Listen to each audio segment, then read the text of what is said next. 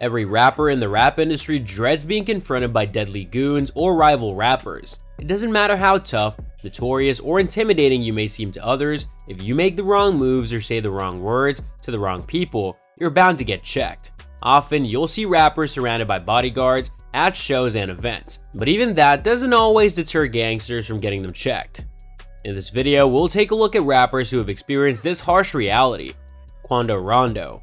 One such example is Quando Rondo, who gained fame after being implicated in the shooting and death of rapper King Von. Don't be fooled by Quando Rondo's small stature, as crossing him can quickly turn your life into a nightmare. Stay tuned till the end of this video to witness the chilling accounts of rappers who have truly been checked by goons. You won't want to miss it. In the streets of Savannah, Georgia, Quando Rondo's name often came up in connection with fights or disputes. In 2019, he was allegedly checked by some members of the Hoovers in Los Angeles. Quando Rondo used to claim Rondo's 60s neighborhood, but when the Hoovers confronted him at the mall, he denied any affiliation and said he wasn't from anywhere. The situation died down and didn't escalate further. However, later, a picture surfaced in the media showing Quando Rondo throwing up gang signs in LA, specifically mentioning the Hoovers.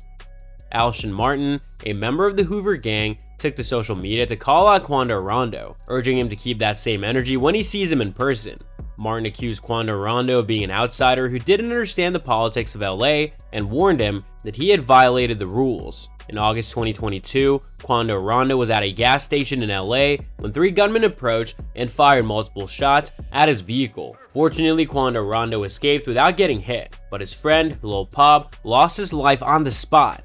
After the incident, Quando Rondo took to his Instagram story claiming that he was his own man and distancing himself from any neighborhood affiliation. He stated that he laid his flag down and was not part of any specific neighborhood. He acknowledged that he had taken a hit and had been checked, seemingly experiencing a taste of his own medicine. Soulja Boy. Soulja Boy is known for his boastful demeanor, often bragging about his features and income from rap. However, talking too much can lead to saying the wrong things, and Soulja Boy has made several controversial comments about his status in hip-hop, as well as targeting his contemporaries.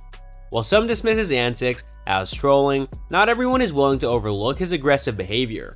In 2019, while at SiriusXM, Soulja Boy got into an altercation with Casanova, a rapper from Brooklyn.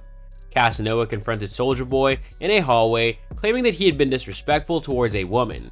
Apparently, Soulja Boy had been yelling at the woman and calling her names. Casanova wasn't going to let it slide and approached Soulja Boy with his entourage to address the issue.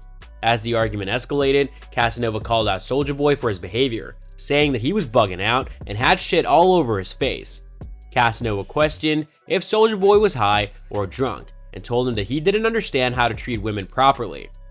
Soulja Boy tried to explain his actions, saying that he didn't understand why the woman was talking like a gangster and that females should talk like females. However, the confrontation remained heated as Casanova stood his ground. At that moment, Casanova's entourage was on the verge of getting physical with Soulja Boy, but security stepped in and separated both parties. Thankfully, things didn't escalate into violence, otherwise it could have been a dire situation for Soulja Boy. 6ix9ine. Everyone seems to have it out for Tekashi 6ix9ine, from gangsters to rappers, fans to the police. He's arguably the most hated rapper in the industry. Despite daring his enemies to test him while he was a free man, 6ix9ine found himself being checked in prison. After his unsuccessful bail hearing, several Crips confronted him when he returned to the Brooklyn Metropolitan Detention Center, trying to verify if he was truly a gang member. The situation quickly escalated, with threats being exchanged, leading to 6ix9ine's transfer to a new, safer facility. According to his legal team, he had already faced intense physical violence before the prison staff could intervene, but thankfully he survived without being killed. Despite the threats he faced in jail, 6ix9ine remained unafraid and did not request to be separated from the Crips and the Bloods. He has since been placed in a unit with non-gang members after being indicted on federal charges including racketeering and firearm-related offenses on November 18th.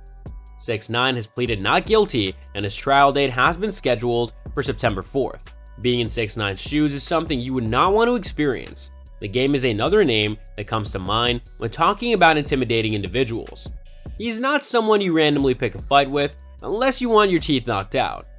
The Game. As a West Coast legend, The Game is known for never backing down from beef or responding to diss tracks. Despite the consequences, in 2014, Lil Durk and rapper Tyga had an ongoing beef, which escalated when Tyga featured The Game in a diss track titled Chirac to LA. The Game delivered a lengthy verse on the track, taking shots at other rappers, including Lil Durk. In one of his lines, The Game said, "I don't with no new, they don't like to sue, no woo, Tyga hit me like Dirk, dissing Dirk Nowitzki, Dirk who? Never heard of these." After the track was released, a video surfaced of Lil Durk and his crew confronting The Game at a club in LA. Both sides were yelling and shoving, and it seemed like the situation could turn violent. However, the next day, The Game took to Twitter and announced that the beef was squashed. Lil Durk also confirmed this in an interview on The Breakfast Club, where The Game explained that he had tracked down Lil Durk but didn't confront him after seeing how small he looked. The Game said, "We found him, we went to him, and I saw Durk, and he was a little guy, man."